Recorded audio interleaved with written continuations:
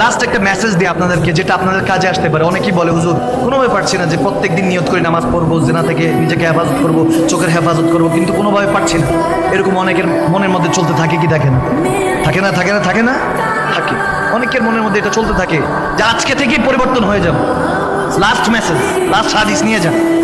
হযরত সুলতান ইব্রাহিম বিন Adham আলাইহির রহমার কাছে এক যুবক আসলো, হুজুর পরিবর্তন হতে চাই, এমন কিছু বলেন যাতে পরিবর্তন হতে পারি, কিন্তু পরিবর্তন হতে পারছি। তিনি বললেন, এক কাজ করো, যদি গুনাহ করো সেদিন থেকে তাহার রিজিক খাওয়া বন্ধ করে দাও।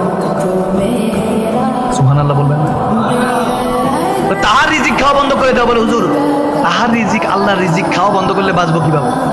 এটা তো সম্ভব না, গুনাহ তো হয়ে যেতে পারে, অন্য কিছু আছে হুজুর। বলে ঠিক আছে, তাহলে এক কাজ করো, যেই শহরে তিনি নাই সেই শহরে গিয়ে গুনাহ করো। যে শহরে তিনি নাই সেই শহরে গিয়ে কি করো? গুনাহ করো। বলে এটা তো সম্ভবই না হুজুর, তিনি তো সব জায়গায় থাকে। তিনি কে? আওয়াজ দেন না, তিনি কে?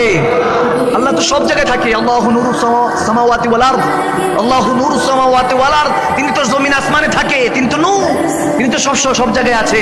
নাহনু আকরাবু ইলাইহি মিন হাবলিল বারী, তিনি তো সারাকের রগের চেয়ে তিনি করে থাকে। বলে তাহলে ঠিক আছে, 3 নাম্বার শুনো। থার্ড ওয়ান যখন বলতেছে, এক কাজ করি, যেখানে তুমি করবা, যেখানে আল্লাহ দেখে না সেখানে গিয়ে গুনাহ করো। যেখানে আল্লাহ দেখে না সেখানে গিয়ে কি করো? গুনাহ করো। সে বলতে, হুজুর এটা কোনো কথা?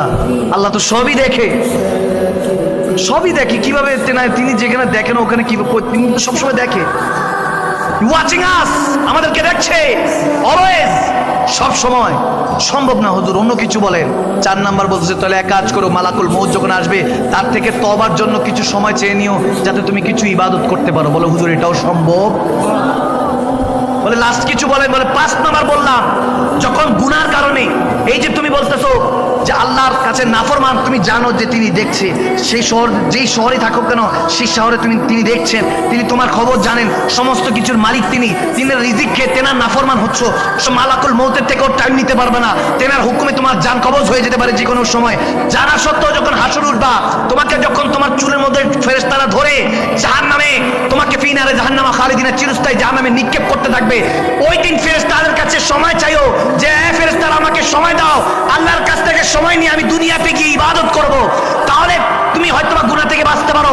তখন সে একটা চিৎকার দিল, আহ বলে, বলেছে হুজুর আল্লাহ তোমার আমি ইস্তেগফার করছি, আল্লাহ যাতে আমাকে ক্ষমা করে, তওবাতুন নাসুহা করছি যাতে আল্লাহ আমাকে ক্ষমা করে।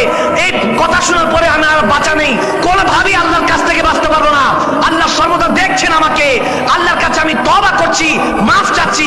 বলতে দেরি নাই, ওই সময় বলতেছে ওই যুবক আহ বলতে বলতে, আল্লাহর কাছে আল্লাহকে ডাকতে বলতে আল্লাহর নাম স্মরণ করতে করতে, রাসূলুল্লাহকে ডাকতে ডাকতে ওখান থেকে তার রূহ পারবাস করে গেল, ইন্তেকাল হয়ে আল্লাহর মাল আল্লাহর কাছে চলে গেল। সুবহানাল্লাহ।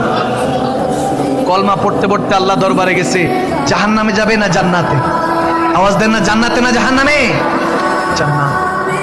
জান্নাত তাকে চাইবে। ওই যে শুরুতে বললাম, এমন কাজ করতে হবে আপনি জান্নাত চাওয়া লাগবে না, জান্নাত আপনাকে তালাশ করবে, ঠিক কি না?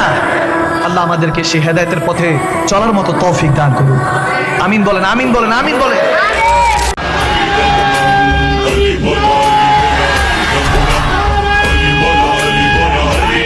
करोड़ मारिया को जम जम